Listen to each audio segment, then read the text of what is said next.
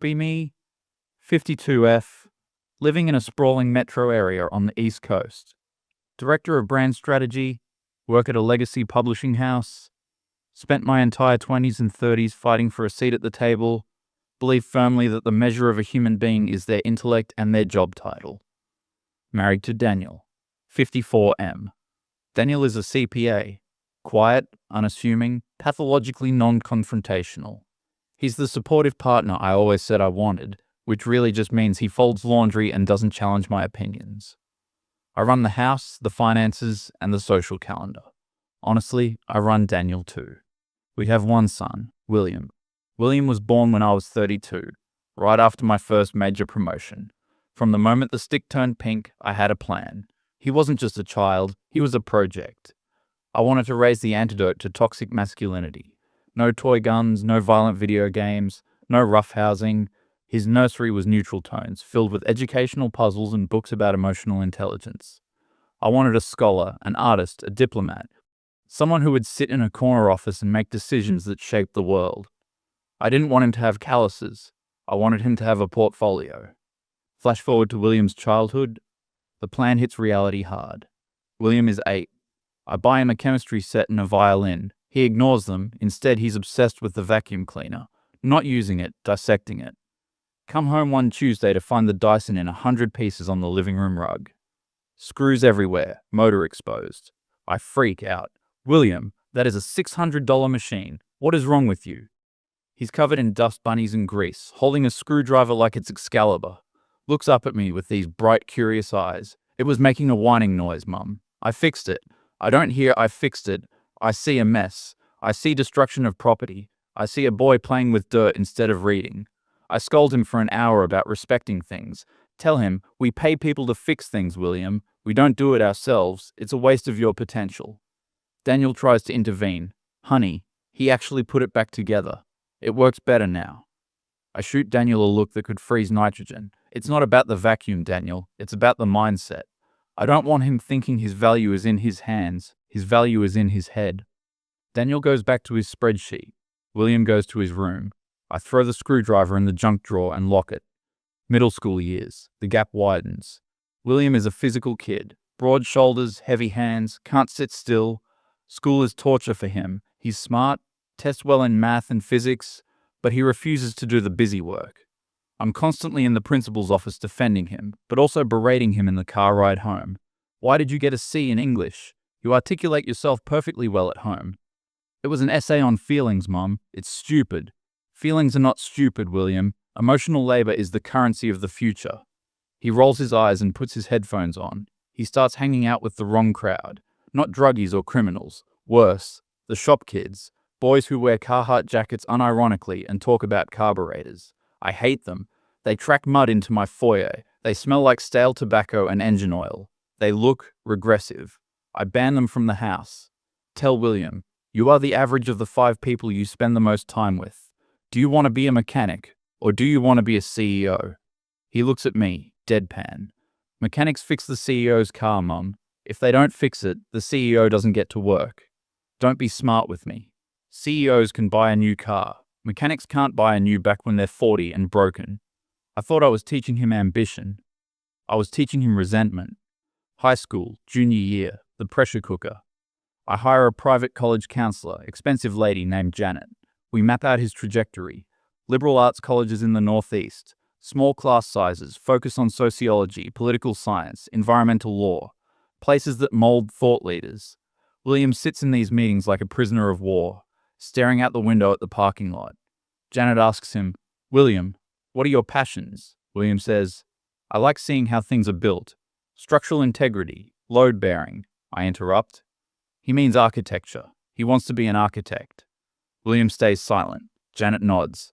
Architecture is a long path, lots of theory. Very prestigious. William just sighs. That summer, he gets a job without telling me.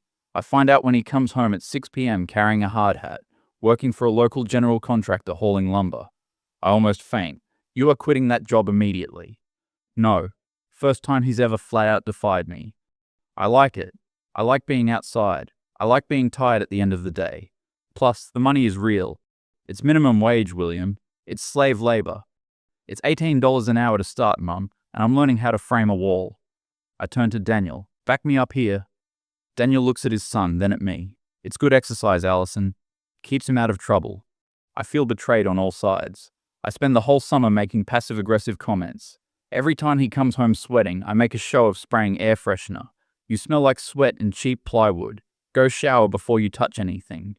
I treat his work clothes like hazardous waste. Wash them separately. I want him to feel the shame of the dirt. Want him to realize that this life is beneath him. He never complains, just showers, eats like a horse, and goes to sleep. He looks happier than I've ever seen him, and that makes me furious. Senior year, the decision. Applications are due. I've filled out most of them for him. He comes into the kitchen one night. I'm drinking wine, looking over the Common App portal. He drops a pamphlet on the island, North State Technical Institute. I laugh, a harsh, barking laugh. Is this a joke? No, they have a 2-year program, HVAC, high voltage electrical plumbing certification, guaranteed apprenticeship placement. I can be making 6 figures in 4 years with 0 debt. I push the pamphlet off the counter like it's a bug. It flutters to the floor. William, look at me. Look at this house. Look at the life we have. Do you think we got this by unclogging toilets? It's not just toilets, Mum. It's infrastructure. It's vital. It is service work. I slam my hand on the granite. It is for people who didn't have your opportunities. People die to have your access, your safety net, and you want to throw it away to be a grunt? I'm not a grunt. It's skilled labor. It is dirty work. It breaks your body. By 50, you will be deaf, hunched over, and surrounded by uneducated rednecks who think reading a book is bad. Is that what you want? He gets quiet. Face goes red. I'd rather be around them than people who smile to your face and stab you in the back like your work friends. That stung. I stand up. Here is the deal. I am your mother. I control the finances. If you go to that trade school, you pay for it yourself. You live somewhere else. I will not subsidize mediocrity. Mediocrity? Yes. Wasting a brain like yours on manual labor is mediocrity. It is a sin against your potential. Daniel is in the corner, cleaning a dish, pretending he's invisible. William looks at Daniel. Dad? Daniel stops scrubbing, looks at me. Sees the fire in my eyes, looks down. Listen to your mother, William. She knows the corporate world better than we do. Get the degree. You can always tinker later. William's face falls. It's the look of total defeat. He picks up the pamphlet from the floor, throws it in the trash. Fine, I'll go to state. I felt a rush of victory, thought I had saved him from himself. Poured another glass of wine, toasted to his future. Didn't notice that he didn't say goodnight. Freshman year, State University, Business Administration major.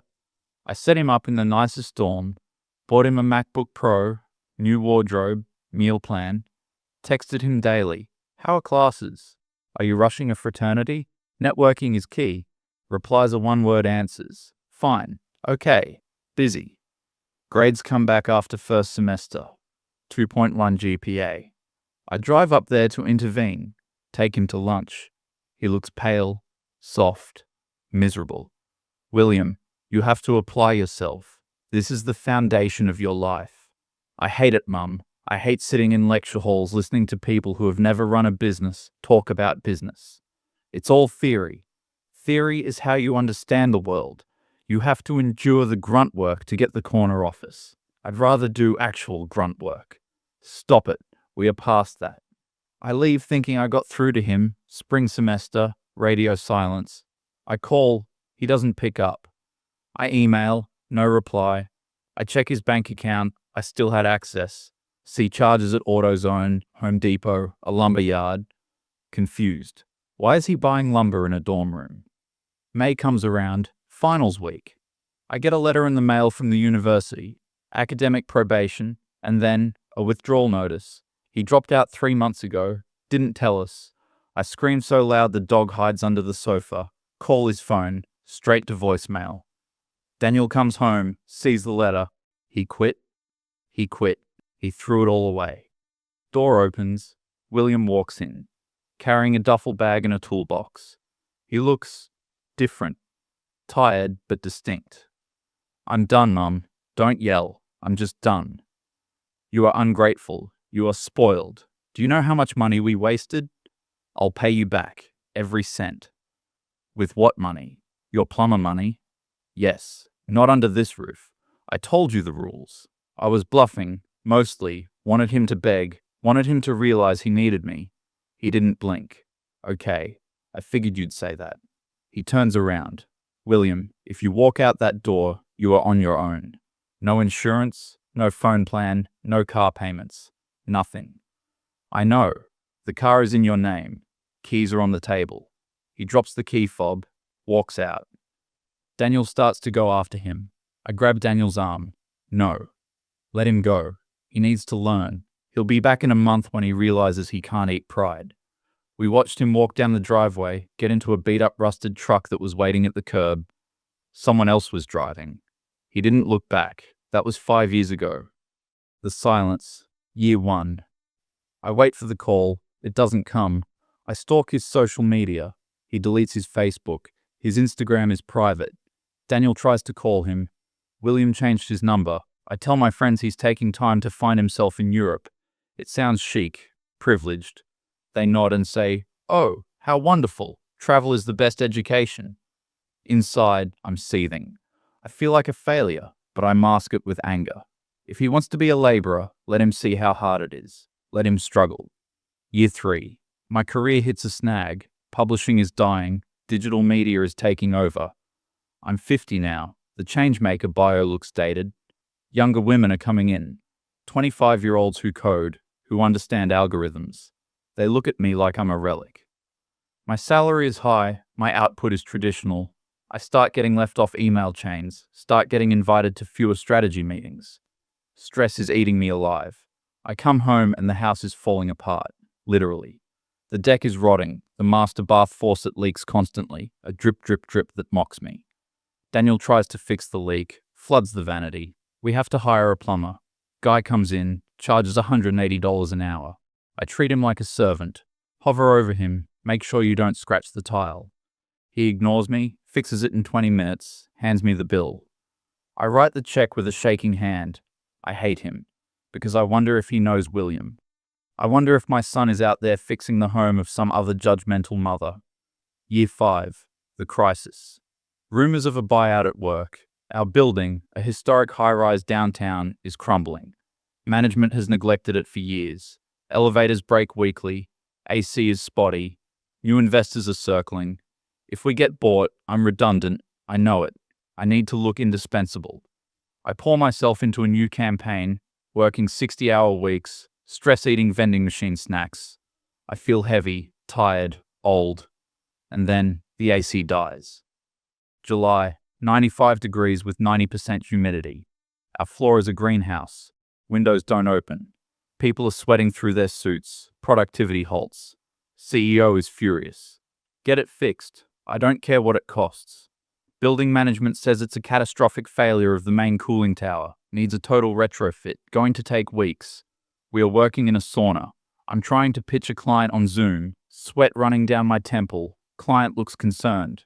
Are you okay, Allison? You look flushed. Humiliating. The construction contractors arrive the next day. It's a massive operation. Cranes outside, crews in the hallways. Noise is deafening. Hammer drills, sawzalls, shouting. I'm trying to focus on a spreadsheet. Drill hits the wall right behind my head. I scream, slam my laptop shut, storm out into the hallway.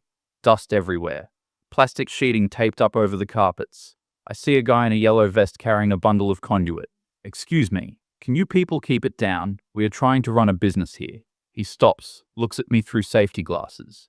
Structural retrofit, ma'am. Drilling through concrete. Gonna be loud. Well, schedule it for the night. Union rules. We work 7 to 3. He walks away. I'm shaking with rage. Go to the break room to splash water on my face. Sink is taped off. Out of order. Mainline repair. I almost cry. I see a pair of boots sticking out from under the sink cabinet. Work boots. Red Wings. Worn but expensive. Quality leather. Not the cheap stuff the other guys wear. Person is deep in the cabinet, welding something. Smell of ozone and flux. I tap my heel on the floor. Hello? How long is this sink going to be down? I need water. Voice from the cabinet, muffled. Just finishing the joint. Give me 2 minutes. Voice sounds familiar. Deep, resonant, calm. It triggers something in my lizard brain. Guy slides out, sits up, pushes his welding mask up, takes off a respirator, shakes his hair out. It's William. Time stops. Sound of the drills fades away. I'm staring. He's huge. Filled out. Beard, thick and trimmed close. Wearing a grey t-shirt soaked in sweat. But he doesn't look gross. He looks capable. Powerful. Muscles in his forearms shift as he puts the torch down. He looks at me. Eyes are cool, unbothered. Hello, Mother. Not Mum. Mother. I gasp, hand to my chest. William? You're working here? I look at his vest. No company logo. Just a name patch. W. Spencer. Foreman. Foreman, I blurt out. Yeah, running the plumbing crew for the retrofit. I feel a wave of nausea and shame or pride. I don't know, mostly confusion. You're fixing the sink. I'm fixing the main riser. Sink is just access. He stands up, towers over me. He used to slouch. Now he stands like he owns the space. Wipes his hands on a rag. How have you been? You look tired. The audacity. I am working myself to death, William. Trying to save my department. And the noise is ruining everything. He nods. Construction is messy. Progress usually is. So this is it? You're a plumber? You crawl under sinks for a living? I can't help it. The old script comes out. I want to hurt him for leaving me. Want to minimize him so I can feel big again. He doesn't flinch, just smirks. I solve problems. Water doesn't flow uphill, Mum. Physics doesn't care about your job title. If I don't do this, your building is uninhabitable. You're welcome. He checks his watch. I have to check on the crew on 12. Nice seeing you. He picks up his gear, walks out. Didn't ask about Daniel. Didn't ask to come home. Dismissed me like a vendor. I stand there by the broken sink, furious. He thinks he's so smart. He's still just a laborer. I go back to my office and check his name online. Can't find much. Just a generic LinkedIn, project lead, Apex Mechanical. Apex Mechanical. Sounds big, probably just a cog in a machine. I tell myself I'm glad. He hit his ceiling. He's covered in grime while I'm in a suit. Order is restored in my mind. 3 months later, October. The retrofit is done. AC is humming perfectly, but the business is dead. The buyout happens.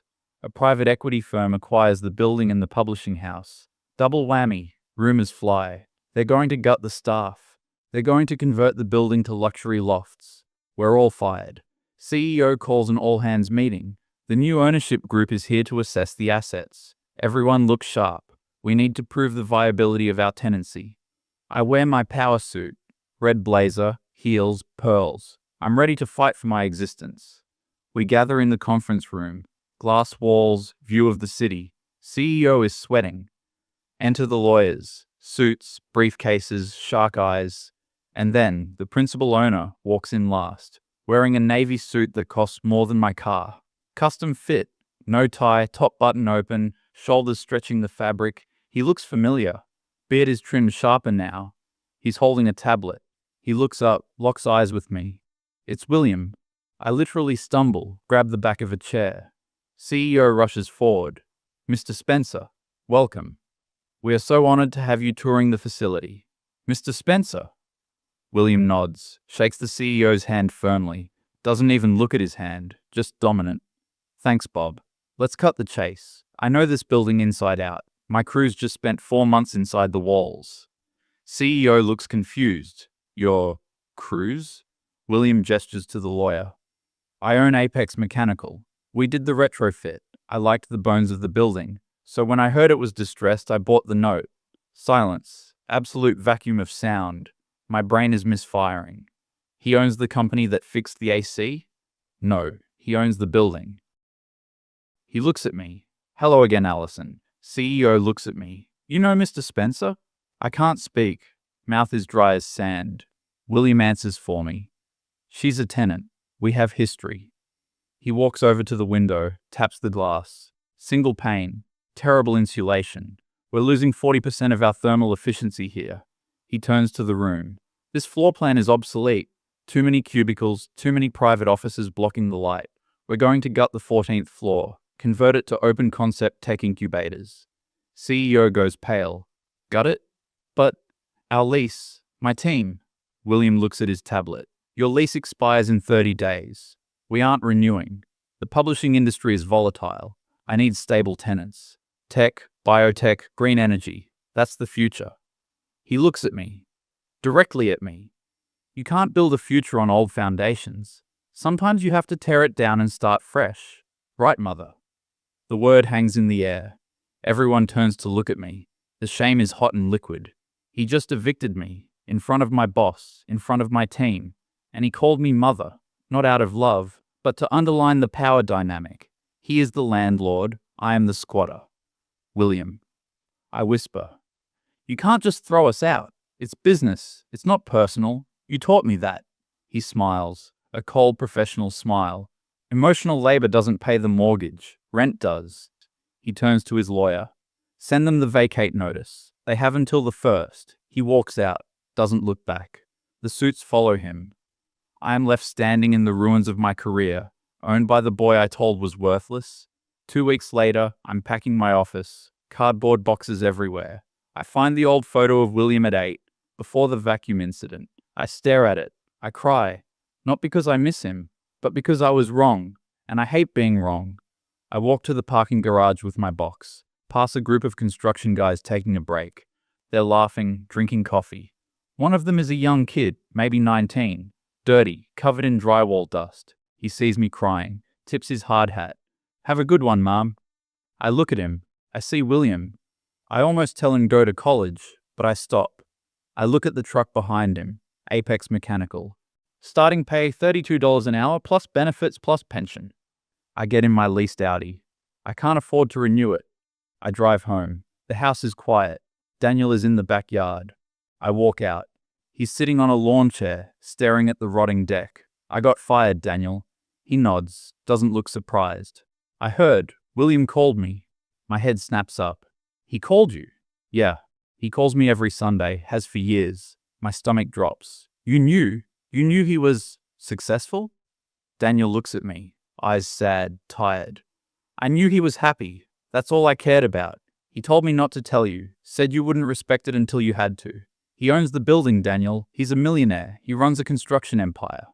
Daniel shrugs. He's a good mechanic, best I've ever seen. I sink into the chair next to him. The wood creaks ominously. I look at my hands. Manicured, soft. I look at the deck, rotting, unstable.